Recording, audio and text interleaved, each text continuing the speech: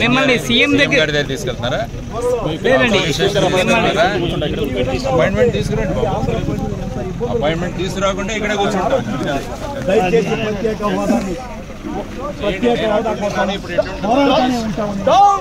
జగన్ మొండి వైఖరి,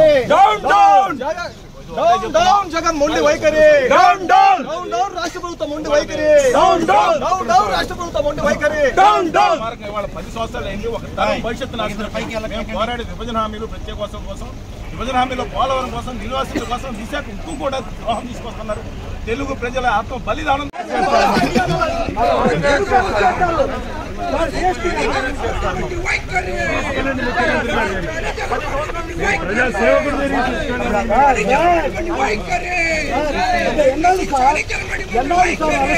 పిల్లలు బాధపడుతున్నారండి. మీ పిల్లలు బాధపడుతున్నారండి. దయచేసి ఆగండి, ఆలోచించండి. రాష్ట్ర ప్రజల భవిష్యత్తు కోసం ఆలోచించండి. మీ పిల్లల భవిష్యత్తు కోసం ఆలోచిస్తారు.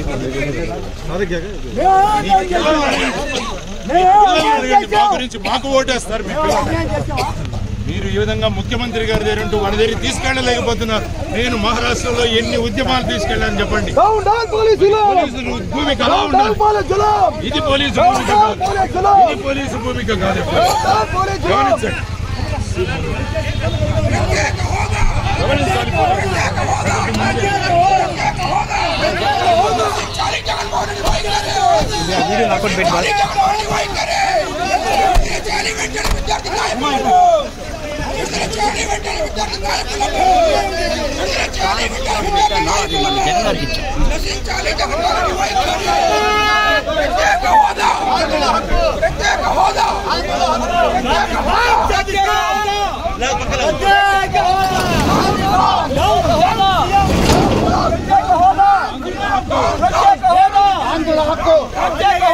ఆంధ్రుల హక్కు